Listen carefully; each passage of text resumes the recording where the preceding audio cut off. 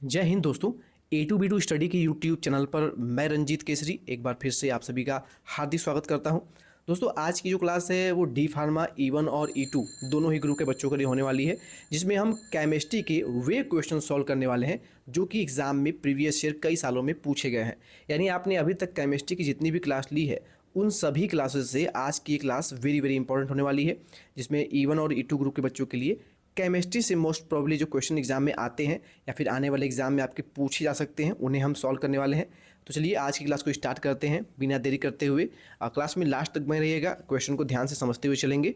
चलिए शुरू करते हैं आज की क्लास को। हमारा आज का पहला प्रश्न है, ion whose hydration ability is the most. Ion जिसकी जल योजन क्षमता सबसे अधिक है। दोस्तों इनमें से आपको कौन सा ऐसा आयन दिख रहा है जिसकी जल योजन क्षमता जो है वो सबसे अधिक है। तो दोस्तों आपको चार ऑप्शन दिख रहा होगा। इसमें आपको लिथियम और लिथियम के अलावा हाइड्रोजन, सोडियम और पोटेशियम चारों दिख रहे होंगे।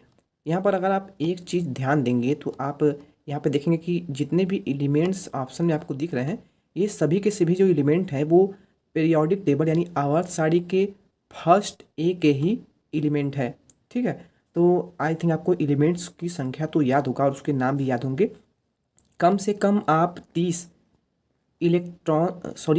कम से कम 30 जो आपके तत्व हैं उनके नाम आपको बिल्कुल याद होने चाहिए। ठीक है, तो यहाँ पर आप देख रहे होंगे कि चारों के चारों जो हैं वो फर्स्ट ए के एलिमेंट ही हैं। तो आयन जिसकी जल योजन क्षमता सबसे अधिक है तो वो होगी लिथियम। दोस्तों अगर आप एग्जाम्पल के तौर पे समझेंगे तो जैसे कि NaOH है यानी सोडियम हाइड्रोक्साइड है, जब इसे हम जल योजन यानी जल में जब इस यौगिक को मिश्रित करते हैं तो ये सोडियम धन आयन और हाइड्रोक्साइड ऋण आयन में स्वतः अपचयित हो जाता है या फिर अवघटित हो जाता है। तो ऐसे आयन जिसकी जल योजन क्षमता सबसे अधिक है तो वो होगा आपका लिथियम। यहाँ पर ऑप्शन नंबर ए जो है ना वो हमारा बिल्कुल करेक्ट आंसर होगा। तो ये क्वेश्चन काफ़ी मोस्ट इंपॉर्टेंट है, इसलिए इसको बिल्कुल भी नोट करते चलिए। पेन और कापी हो सके तो लेकर बैठिए और मैं आपको जितने भी प्रश्न करा रहा हूँ उसमें जो भी इंपॉर्टेंट बातें हैं उसको नोट करते रहिए, क्योंकि बाद में आप कितना पढ़ते हैं वो तो हमें पता ही है। नेक्स्ट क्वेश्चन है, विसरण की दर सबसे अधिक किसमें है। विसरण की दर सबसे अधिक किसमें है। यहाँ पे आपको चार ऑप्शन दिख रहे होंगे। NH3 यानी अमोनिया, H2 यानी हाइड्रोजन, O2 यानी ऑक्सीजन और Li यानी लिथियम। तो इन चारों में विसरण की दर सबसे अधिक किसमें होगी। तो दोस्तों विसरण की दर सबसे अधिक जो होगी वो होगी हाइड्रोजन में। ऑप्शन नंबर बी हमारा करेक्ट आंसर होगा। नेक्स्ट क्वेश्चन है, पिक्रिक अम्ल होता है। दोस्तों ये क्वेश्चन जो है ये आपका मोस्ट इंपॉर्टेंट क्वेश्चन है। इसको मोस्ट इंपॉर्टेंट क्वेश्चन किस चीज़ में रखिएगा। ये क्वेश्चन आपके एग्जाम में 100% बनने के चांसेस बनते हैं। देखिए पिक्रिक अम्ल जो होता है इसका नाम, अन्य नाम क्या है आपको बताना है। तो देखिए पिक्रिक अम्ल जो है इसका जो नाम है वो है, यहाँ पे आप देख सकते हैं 2,4,6 ट्राई नाइट्रोफिनॉल। इसकी मैं आपको संरचना भी बनाकर दिखा देता हूँ। इसकी संरचना कैसे बनती है, अगर आप केवल फिनॉल को देखेंगे तो फिनॉल की संरचना कैसे बनती है। फिनॉल की जो संरचना बनती है कुछ इस प्रकार बनती है फिनॉल की संरचना। अब बहुत सारे स्टूडेंट ये भी कहेंगे कि सर इसकी संरचना एक तरह से और बनती है, कैसे बनती है। तो अगर आप इसकी संरचना ऐसे बना दें फिर भी इसकी संरचना जो है ये भी फिनॉल की ही होगी और ये बिल्कुल एक्यूरेट होगी। तो यानी फिनॉल की संरचना ये भी हो सकती है, ये भी हो सकती है। पर हम देखेंगे इस फर्स्ट वाले में तो फिनॉल की हमने संरचना बनाई है। जब इसे हम नाइट्रोफिनॉल की संरचना बनाएंगे तो क्या होगा। देखिए एक चीज़ ध्यान देंगे, जब भाई हम इसमें काउंट करते हैं तो यहाँ पे 1 हो जाए आपका, यहाँ पे 2 होगा, यहाँ पे 3 होगा, यहाँ पे 4 होगा, यहाँ पे 5 होगा और यहाँ पे 6 होगा। ये हो गया आपके यहाँ पे गिनने का क्रम। जिसे गिनते कैसे हैं, देखिए यहाँ पे आपका आर्थ हो, यहाँ पे मेटा, यहाँ पे पैरा, फिर से यहाँ पे आर्थ हो, यहाँ पे मेटा, यहाँ पे पैरा। ये सब इसको पढ़ने का क्रम होता है यहाँ पे फिनॉल में। ठीक है, फिनॉल की जितनी भी संरचना होती है या फिर बेंजीन की संरचना कहें तो इसमें आपका आर्थो मेटा पैरा यहाँ से स्टार्ट होता है और यहाँ पे इंड होता है आर्थो मेटा पैरा। तो ये सब तो आपको नहीं जानना है ज़्यादा, पर जो जानना है वो जान लीजिए।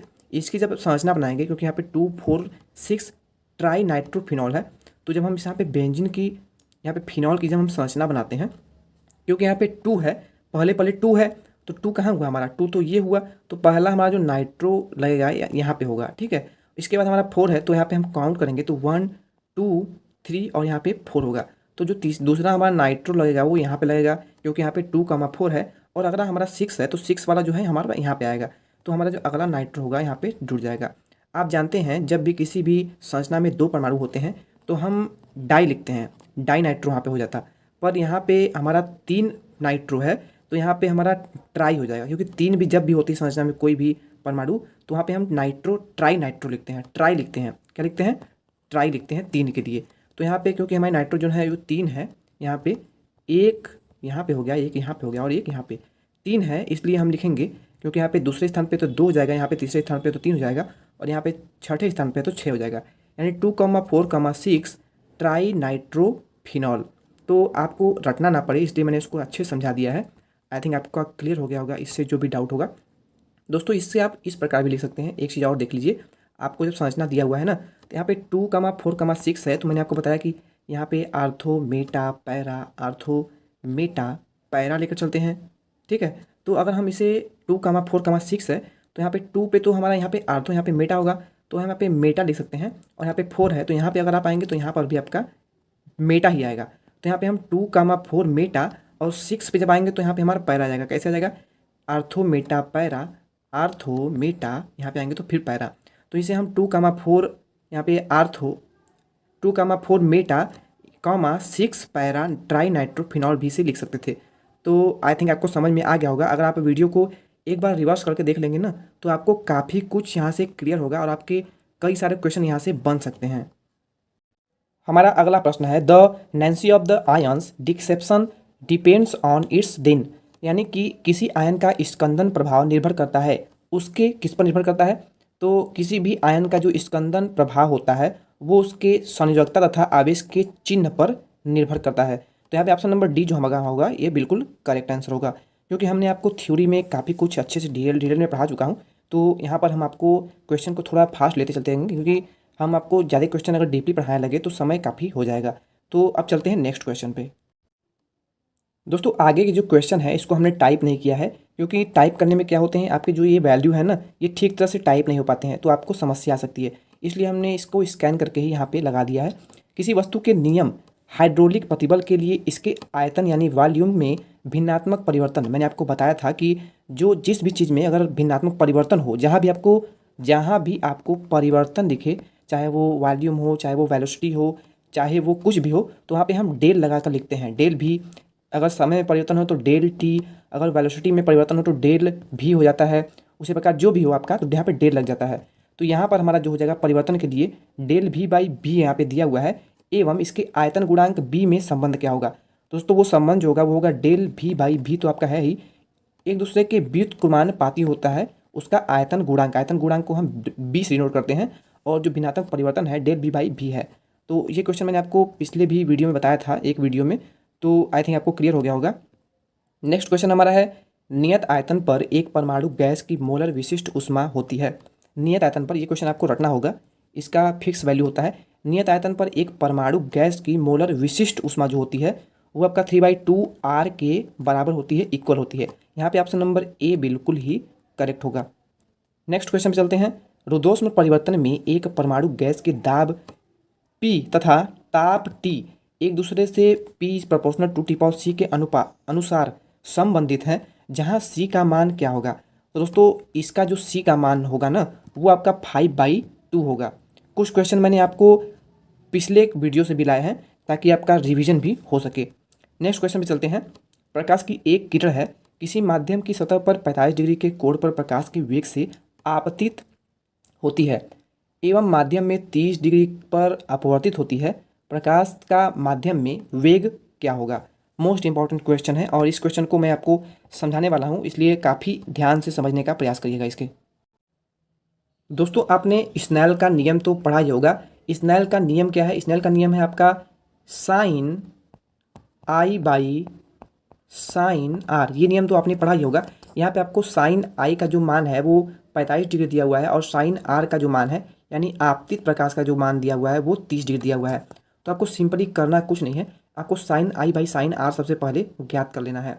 देखिए जो आपका स्नेल का नियम होता है ये आपका mu equal to sine I by sine R होता है। तो सबसे पहले हम अगर म्यू का मान निकालेंगे तो साइन 45 डिग्री यहाँ पे हम लिख लेते हैं, इसको पहले हम डिलीट कर लेते हैं, ठीक है। Sine I by sine R तो आपको पता हो गया है। अब हम यहाँ पे इसको लिख के सॉल्व करते हैं। Sine I by sine R होता है हमारा, साइन आई का मान हमारा 45 डिग्री हो जाएगा, यानी sine 45 degree by sine R का मान हमारा 30 डिग्री हो जाएगा।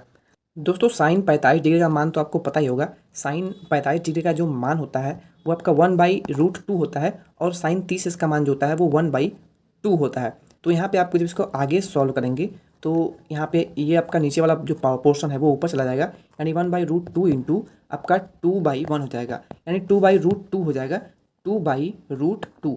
अगर इसमें आप ऊपर नीचे √2 से मल्टीप्लाई कर देंगे तो आपका 2√2/2 हो जाएगा, क्योंकि √2 से √2 में मल्टीप्लाई करेंगे तो आपका 2 हो जाएगा। तो यहाँ पे आपका 2 हो जाएगा, यहाँ पे 2 से आपका 2 कैंसिल आउट हो जाएगा, यानी आपका √2 आ जाएगा। किसका मान?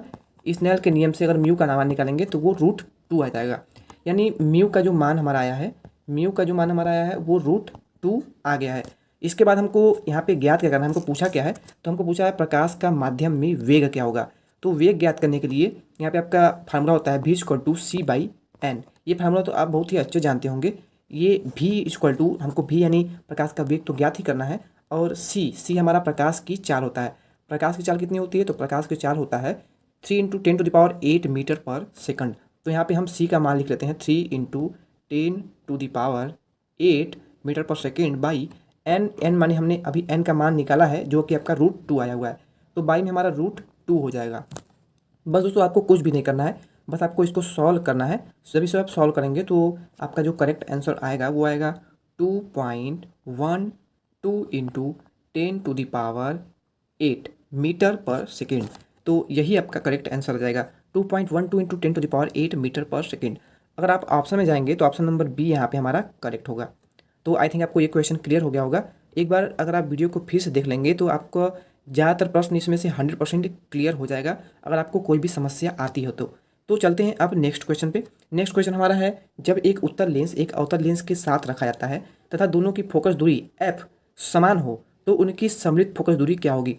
दोस्तों मैंने आपको प्रकाश चैप्टर पढ़ाते समय काफ़ी डिटेल में बताया था कि जब एक उत्तल लेंस एक अवतल लेंस के साथ रखा जाता है, यानी एक आपका उत्तल लेंस हो गया और एक आपका अवतल लेंस हो गया, ठीक है, एक आपका उत्तल लेंस हो गया, एक आपका अवतल लेंस हो गया।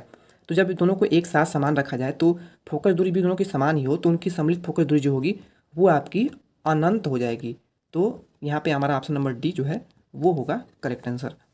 नेक्स्ट क्वेश्चन है, एक कार 25 मीटर पर सेकेंड की चाल से चलते हुए 5 मीटर पर सेकेंड से में यू घुमा लेती है, यदि चाल में कोई परिवर्तन नहीं हो तो 5 सेकेंड में औसत त्वरण क्या होगा। सबसे पहले आपको इसमें जो जो दिया हुआ है वो आप लिख लीजिए, यानी यहाँ पे अगर ध्यान देखेंगे तो भी जो है हमारा प्रारंभिक चाल वो आपका 25 तो दिया ही है, ठीक है। इसके अलावा यू घुमा पर कार की जो चाल है वो उसको अगर v डैश से लिखें तो v dash equal to 5 metre per second, ये भी आपको दिया हुआ है। यहाँ पे समय भी आपको देखेंगे तो 5 सेकेंड समय भी दिया हुआ है। आपको औसत त्वरण ज्ञात करना है, ठीक है, आपको औसत त्वरण ज्ञात करना है। तो औसत त्वरण ज्ञात करने के लिए आपका फार्मूला होता है औसत त्वरण इज इक्वल टू चाल में परिवर्तन बटा समय। तो चाल में परिवर्तन क्या हो रहा है, 25 से 5 मीटर पर सेकेंड, तो चाल में परिवर्तन आपका यहाँ पे 25 से यहाँ पे -25 बाई परिवर्तन जो हो रहा है वो 5 हो रहा है। फार्मूला आपका होता है चाल में परिवर्तन बाई समय, तो समय 5 सेकेंड दिया हुआ है, ठीक है। तो इसको जब आप सॉल्व करेंगे तो 25 है और बीच में आपका माइनस का सिंबल है, यानी जब इसे ओपन करेंगे तो आपका बीच में प्लस का सिंबल हो जाएगा, यानी आपका 50/5 आ जाएगा, यानी इसे डिवाइड करेंगे तो आपका 10 आ जाएगा, 10 मीटर पर सेकेंड। तो आपको औसत त्वरण ही ज्ञात करना है। त्वरण को हम ए से ज्ञात कर लिखते हैं, ए यानी एक्सीलरेशन यानी त्वरण। तो ए का मान हमारा आ गया 10, ठीक है, 10 मीटर पर सेकेंड। तो अगर आप ऑप्शन के अकॉर्डिंग जाएंगे तो 10 मीटर सेकेंड हमारा ऑप्शन नंबर ए जो है 10 मीटर पर सेकेंड यही बिल्कुल करेक्ट होगा। तो चलते हैं अब नेक्स्ट क्वेश्चन पे। नेक्स्ट क्वेश्चन हमारा क्या है, यदि पृथ्वी का द्रव्यमान तथा त्रिज्या दोनों 1% घटा दिया जाए तब गुरुत्वीय त्वरण का मान क्या होगा। यदि पृथ्वी का द्रव्यमान यानी m, पृथ्वी का द्रव्यमान यानी m तथा त्रिज्या यानी r दोनों को 1% घटा दिया जाए तब गुरुत्वीय त्वरण का मान पर क्या इफेक्ट पड़ेगा। तो दोस्तों वो जो मान होगा गुरुत्वीय त्वरण का वो 1% बढ़ जाएगा। ऑप्शन नंबर बी हमें करेक्ट हो जाएगा। नेक्स्ट क्वेश्चन है, VE और VP क्रमशः पृथ्वी व किसी अन्य ग्रह पर पलायन वेग है। यदि अन्य ग्रह की त्रिज्या पृथ्वी की दोगुनी परंतु माध्य घनत्व पृथ्वी के घनत्व के बराबर है तो निम्न में से कौन सा संबंध सही होगा। तो मैंने आपको ये फार्मूला बताया था, तो V=PV/VP/2, ऑप्शन नंबर बी यहाँ पे करेक्ट होगा। नेक्स्ट क्वेश्चन पे चलते हैं, पृथ्वी पर किसी केस नदी में दोस्तों आप देख रहे हैं कि कैसे कैसे क्वेश्चन एग्जाम में पूछे गए थे प्रीवियस ईयर के क्वेश्चन पेपर में। तो आपके लिए ये वीडियो काफ़ी हेल्पफुल हो सकता है। आपको ये क्वेश्चन तो सॉल्व करना ही करना है, पर आपको इस क्वेश्चन से संबंधित जो भी क्वेश्चन बनते हैं वो भी आपको देखते चलना है। पृथ्वी पर किसी गैस नली में जल h ऊंचाई तक चढ़ता है, चंद्रमा की सतह पर इस गैस नली में जल स्तंभ की ऊंचाई क्या होगी? तो वो होगी आपकी 6h के बराबर। नेक्स्ट क्वेश्चन है, यदि किसी कण के वेग को दोगुना बढ़ा दिया जाए तो उसकी देवभोगली तरंग दर में प्रतिशत कमी होगी। ये क्वेश्चन काफ़ी इंपॉर्टेंट हो सकता है। यहाँ पे तरंग दैर्ध्य में प्रतिशत कमी पूछा हुआ है, तो दे ब्रोगली तरंग दैर्ध्य में प्रतिशत कमी के लिए फार्मूला आपका होता है lambda dash is equal to h by M into 3v is equal to lambda by 3। ठीक है, ये फार्मूला को आप अभी नोट कर लीजिए, इसी पे हम इस क्वेश्चन को सॉल्व करने वाले हैं। दोस्तों यहाँ पे मैंने आपको फार्मूला लिखवा दिया है। यहाँ पे जब आप दे ब्रोगली तरंग दैर्ध्य में प्रतिशत कमी को ज्ञात करेंगे तो आपका हो जाएगा, यहाँ पे क्या हो जाएगा? आपका हो जाएगा lambda minus lambda dash by lambda into 100। ठीक है, lambda minus lambda that into 100 by lambda. तो यहाँ पे आगे आपका हो जाएगा, यहाँ पे 2h by 3mv by h by mv। दोस्तों यहाँ पर 100 तो मल्टीप्लाई होगा ही, जब इसको आप सॉल्व करेंगे तो यहाँ पे आपका आ जाएगा 2/3 इंटू 100। और जब आप 2/3 इंटू 100 को डिवाइड करेंगे और सॉल्व करेंगे तो आपका 66.6% करेक्ट आंसर आएगा। यहाँ पे ऑप्शन नंबर बी जो है वही हमारा करेक्ट आंसर होगा इस प्रश्न का। ठीक है, तो तरंग दैर्ध्य कैसे निकालना है ये सब तो मैंने आपको देवभोगली तरंग दैर्ध्य पढ़ाने के समय काफ़ी डिटेल में बताया था। तो यहाँ पर हमको समय बिल्कुल भी बर्बाद नहीं करना है। अगर आपको उस क्वेश्चन समझ में नहीं आ रहा है तो आप हमारी प्लेलिस्ट में जाएं और प्रकाश के चैप्टर की जितनी भी वीडियोज़ हैं उसको देख लीजिए, आपका एक भी क्वेश्चन उसके बाद नहीं छूटने वाला है। ए भुजा वाले एक वर्ग के केंद्र से सीधे ऊपर a/2 दूरी पर एक बिंदु आवेश क्यों रखा है? वर्ग से निर्गत वैद्युत फ्लक्स का मान क्या होगा? तो इसका जो मान होगा वो होगा आपका q/6ε0। ऑप्शन नंबर डी जो है वो हमारा करेक्ट होगा। अगला हमारा प्रश्न है, नीचे दिखाए गए विद्युत आरेख में x तथा y के बीच विभवांतर क्या होगा? यहाँ पे आपको बताना है कि यहाँ पे आप देख सकते हैं यहाँ पे आपका x है और यहाँ पे y है, यानी इसके और इसके दोनों के बीच विभवांतर यानी v का मान आपको ज्ञात करना है। v का मान क्या होगा? दोस्तों आपको क्वेश्चन तो काफ़ी हार्ड लग रहा होगा, पर ऐसे क्वेश्चन को आप केवल देख कर ही इसका आंसर करेक्ट दे सकते हैं। कैसे? देखिए, यहाँ पे आपको x और y के बीच में वोल्टेज का मान पूछा हुआ है। तो अगर आप यहाँ पे देख सकते हैं कि यहाँ पे आपको ये डायग्राम तो दिया है और यहाँ पे आपका 2 प्रतिरोध भी ऐड है। यहाँ पे आपको x और y के बीच में क्या याद करना है? दोनों के बीच विभवांतर याद करना है। तो अगर आप ध्यान से देखेंगे तो आपको यहाँ पे 120 वोल्ट तो देखने को मिलेगा ही, तो यही 120 वोल्ट होगा वो हमारा विभवांतर होगा। क्योंकि विभवांतर जो होता है वो एक किसी भी परिपथ में जो वोल्टेज का मान होता है वो स्थिर होता है। तो यहाँ पे आप अगर ऑप्शन देखेंगे तो आपको कोई भी ऑप्शन इनमें से करेक्ट नहीं दिख रहा होगा, तो इसलिए आप मानेंगे ऑप्शन नंबर डी, यानी इनमें से कोई नहीं। दोस्तों हमने आपको फार्मूले तो खूब याद करवाए थे और इसका कारण यही था कि आपके प्रश्न में फार्मूले सीधे पूछ लिए जाते हैं।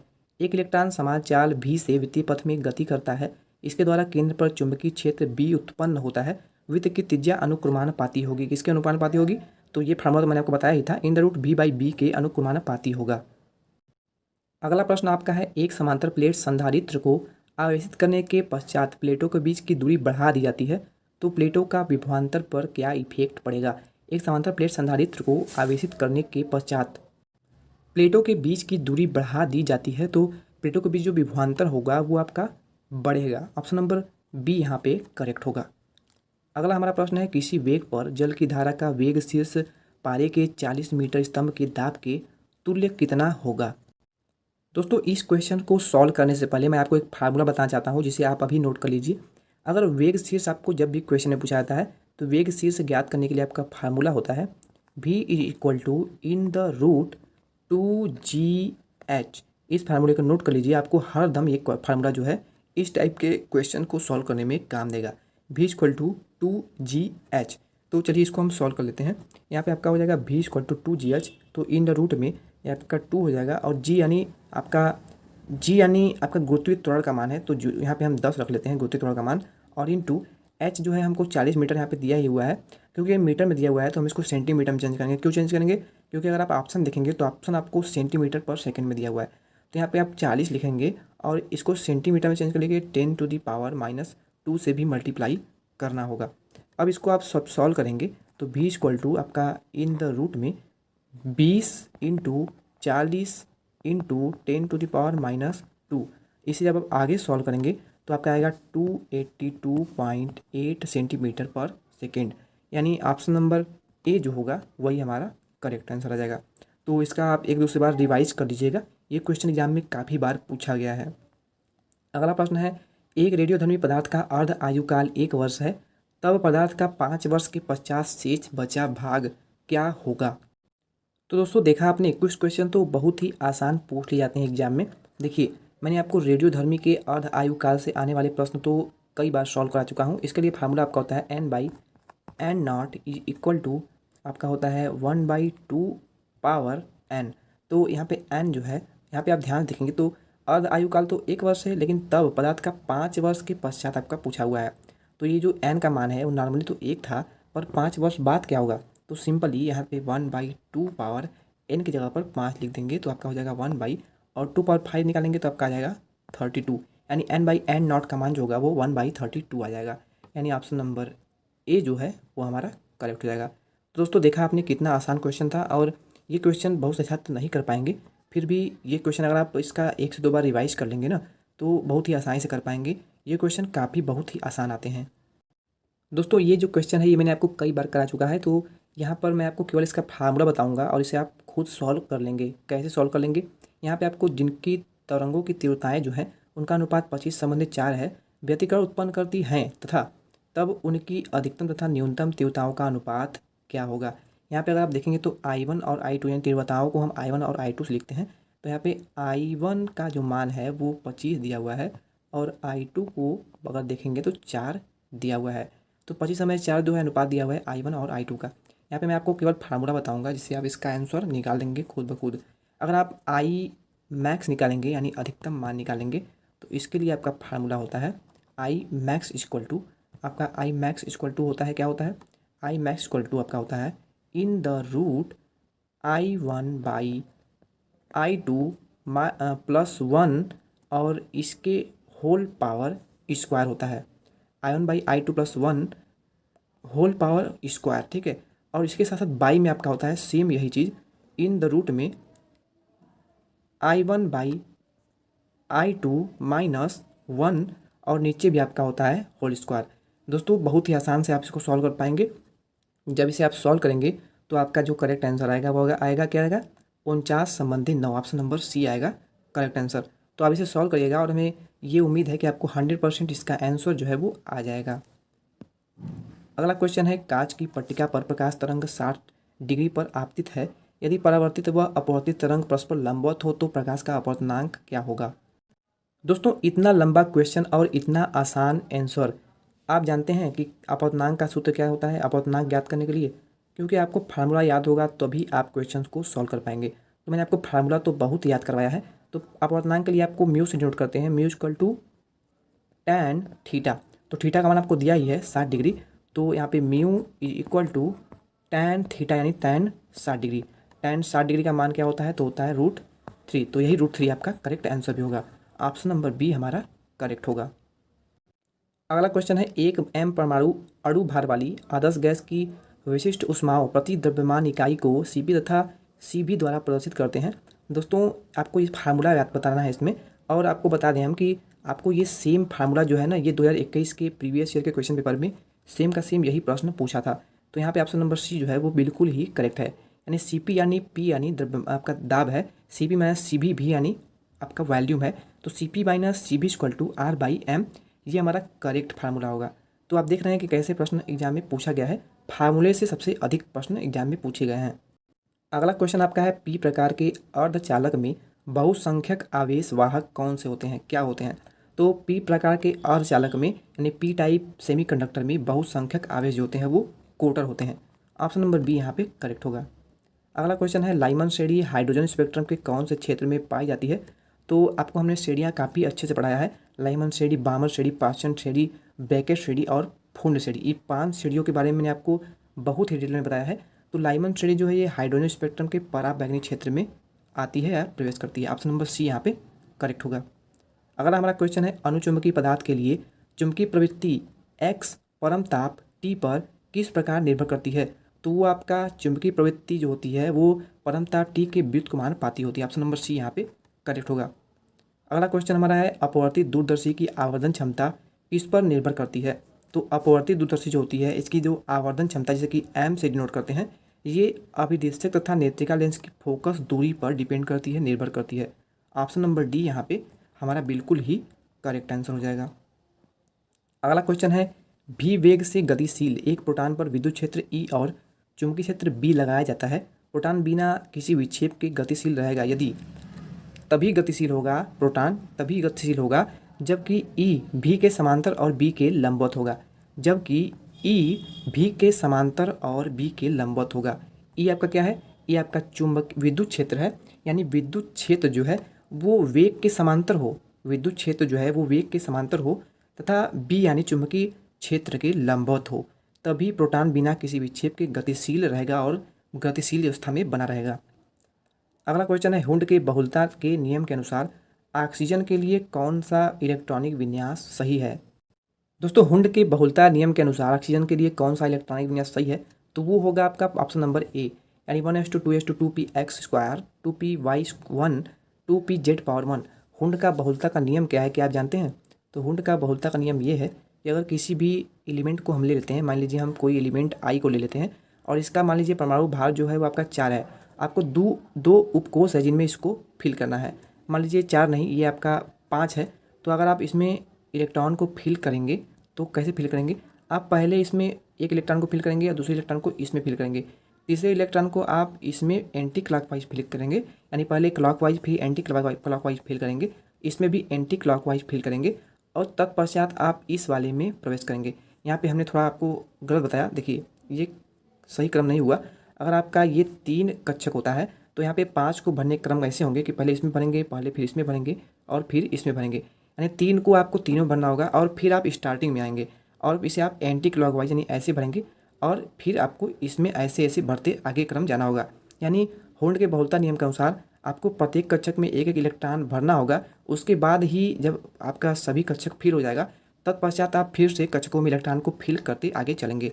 तो यही क्रम होता है आपका हुंड का बहुलता नियम, यानी जितने भी कक्षक में अधिक से अधिक इलेक्ट्रॉन फिल किया जा सके उतना इलेक्ट्रॉन आपको कक्षकों में रखना ही होगा। यही अब कहता है आपका हुंड का बहुलता नियम। तो आई थिंक आप समझ गए होंगे अगर आपने कभी भविष्य में पढ़ा होगा तो। अगला क्वेश्चन है, प्रथम आयनन ऊर्जा न्यूनतम है, तो वो है सीजियम की। ये क्वेश्चन मैंने आपको करा रखा है। अगला क्वेश्चन क्या है, आधुनिक आवर्त नियम का आधार है, तो आधुनिक आवर्त नियम का आधार जो है वो परमाणु क्रमांक है। वहीं पूर्व में जो पूर्व आवर्त नियम का आधार था वो क्या था, वो परमाणु भार था। मेलेकाइट अयस्क है, तो मेलेकाइट जो है ये कॉपर का अयस्क है। निम्न में से कौन सी हैलोजन परिवर्ती ऑक्सीकरण अवस्था नहीं दर्शाती है, तो आयोडीन जो है ये परिवर्ती ऑक्सीकरण अवस्था नहीं दर्शाती। हमारा 31वां क्वेश्चन है, निम्नलिखित में से 4 रंगहीन लवणों के विलयन पृथक पृथक परख नलियों में रखे गए। परख नली यानी टेस्ट ट्यूब, जिसका आप प्रयोगशाला में काफ़ी प्रयोग किए होंगे, तथा प्रत्येक में तांबे की एक पट्टी डुबोई गई। कौन सा विलयन अंत में नीला हो जाता है। तो दोस्तों जो आपका AgNO3 यानी चांदी और नाइट्रोजन का जो इसका विलयन होता है वो क्या होता है, ये अंत में नीला हो जाता है। यहाँ पे ऑप्शन नंबर सी जो आप देख रहे होंगे यही हमारा करेक्ट होगा। अगला क्वेश्चन है, निम्न में से कौन सा असमदैशिकता दर्शाता है। तो बेरियम क्लोराइड जो है ये असमदैशिकता दर्शाता है, यानी बेरियम क्लोराइड जो है वो सबसे अलिक है। ग्लास जो है ये क्या है, ये आपका एक प्रकार से कुचालक है, प्लास्टिक भी कुचालक ही है, लकड़ी भी आपका कुचालक ही है, पर बेरियम क्लोराइड को आप देखेंगे तो ये आपका विद्युत का सुचालक कहलाता है। ऑप्शन नंबर सी हमारा बिल्कुल ही करेक्ट आंसर होगा। अगला हमारा क्वेश्चन है, अभिक्रिया में A+B=C के लिए दर की अभिव्यक्ति I=KAB² है। यदि दोनों अभिकर्मक की नियत आयतन पर सांद्रता को दोगुना कर दिया जाए तो अभिक्रिया के लिए दर क्या होगी। दोस्तों यदि दोनों अभिकर्मक की नियत आयतन पर सांद्रता को, ध्यान दीजिएगा, अगर हम सांद्रता को दोगुना कर दें तो जो अभिक्रिया की दर होगी ना वो 8 गुना हो जाएगी, यानी जो अभिक्रिया होने की दर होगी वो काफ़ी बढ़ जाएगी और ये 8 गुना हो जाएगी। तो आई थिंक आप समझ गए होंगे। नेक्स्ट क्वेश्चन चलते हैं, मध्यावयवता किस श्रेणी के यौगिकों द्वारा दर्शाई जाती है। तो बहुत ही ध्यान से इसको याद कर लीजिएगा। मध्यावयवता जो है ये ईथर श्रेणी के यौगिकों द्वारा दर्शाई जाती है। ऑप्शन नंबर बी यहाँ पे करेक्ट होगा। अगला हमारा क्वेश्चन है क्यूप्रिक अमोनियम सल्फेट। दोस्तों ये जो भी क्वेश्चन है ये प्रीवियस ईयर के क्वेश्चन पेपर के हैं, तो ये मत समझिएगा कि ये सब क्वेश्चन नहीं आते हैं, ये सब क्वेश्चन आए हुए हैं। क्यूप्रिक अमोनियम सल्फेट लवण का जलीय विलयन परीक्षण के दौरान किन आयनों का परीक्षण देता है? तो इसका जो करेक्ट आंसर होगा वो होगा ऑप्शन नंबर बी। अगला हमारा क्वेश्चन है निम्नलिखित में से कौन सा आयनन समावयवता प्रदर्शित करता है? तो आयनन समावयवता के बारे में आपको बहुत ही डिटेल में बताया था पिछली वीडियो में, तो यहाँ पे ऑप्शन नंबर बी हो जाएगा हमारा करेक्ट आंसर, और हमने आपको ये क्वेश्चन भी कराया था। अगला हमारा क्वेश्चन है प्राकृतिक गैस का मुख्य अवयव क्या है? तो प्राकृतिक गैस का मुख्य अवयव है आपका मेथन, जिसको कि सूत्र से लिखते हैं CH4। ये क्वेश्चन मैंने कई बार करा दिखा है आपको, और ये क्वेश्चन काफ़ी मोस्ट इंपॉर्टेंट भी है। अगला हमारा है CNG का उपयोग किया जाता है। तो CNG का उपयोग किया जाता है मोटर वाहनों में ईंधन के रूप में। अगला है एक अवाष्पशील विलय के लिए, क्या इसमें सब करेक्ट होगा? तो एक अवाष्पशील विलय के लिए विलय का वाष्प दाब जो होता है वो शून्य होता है। ऑप्शन नंबर सी होगा इसका करेक्ट आंसर। किसी तंत्र का गहन गुण है तो वो है श्यानता। श्यानता किसी भी तंत्र का एक बहुत ही मुख्य गुण होता है। किसी निकाय की अवस्था फलन निर्भर करती है, तो किसी निकाय की अवस्था फलन किस पर निर्भर करती है? किसी निकाय की जो अवस्था फलन होती है वो प्रारंभिक एवं अंतिम अवस्था पर निर्भर करती है, यानी वो निकाय किस अवस्था में शुरू होता है और किस अवस्था में अंत उसका होता है, इसी पर निर्भर करती है उसका अवस्था फलन। अगला है लेड संग्राहक सेल में कौन सा अम्ल उपयोग किया जाता है? तो लेड संग्राहक सेल में जो आपके घरों में जो बैटरियाँ यूज होती है ना, उसमें कौन सा सेल होता है? जो सेल होता है लेड एसिड, जैसे कि सीसा संचायक सेल भी कहते हैं, इसमें हम सल्फ्यूरिक अम्ल यूज करते हैं। ये क्वेश्चन काफ़ी आसान है और बहुत ही कॉमन सा क्वेश्चन है, ये आपको लगभग सबको पता होगा। H2SO4 होता है सल्फ्यूरिक अम्ल का सूत्र। अगला क्वेश्चन है केस कंडीशनरों में प्रयुक्त कार्बनिक अपमार्जक है। तो केस कंडीशनरों में, कंडीशनर तो आप तो बहुत सारे लगाते हैं, केस कंडीशनरों में प्रयुक्त कार्बनिक अपमार्जक जो है वो है settle try methyl ammonium bromide. Option number D होगा हमारा करेक्ट आंसर। अगला क्वेश्चन है निम्नलिखित में से कौन सा कृत्रिम मधुरक है? तो यहाँ पे कौन सा कृत्रिम मधुरक है? तो वो है आपका एलिटेम। दोस्तों ये क्वेश्चन मोस्ट इंपॉर्टेंट है, इसको मोस्ट इंपॉर्टेंट की स्टडी में रखिएगा। ये सब क्वेश्चन जो होते हैं वो बन सकते हैं। आप जानते हैं कि जो एग्जाम में क्वेश्चन बनते हैं उसमें से जो 50% क्वेश्चन होते हैं वे प्रीवियस ईयर के क्वेश्चन पेपर से सेम टू सेम पूछ लिए जाते हैं कभी कभी। तो प्रीवियस ईयर के क्वेश्चन पेपर को आप बहुत ही ध्यान समझिए और बिल्कुल भी स्किप ना करिए। तो दोस्तों फाइनली हमने आज के सारे प्रश्न जो 50 क्वेश्चन थे फिजिक्स और केमिस्ट्री के आपके एग्जाम में पूछे जाने वाले, वो हमने कवर कर लिए हैं। दोस्तों वीडियो को अपने दोस्तों के साथ शेयर करना बिल्कुल भी ना भूलें, जिससे आपके साथ साथ उनका भी भला हो सके। तो मिलते हैं इसके नेक्स्ट पार्ट में, नेक्स्ट वीडियो में। तब तक के लिए धन्यवाद, थैंक यू।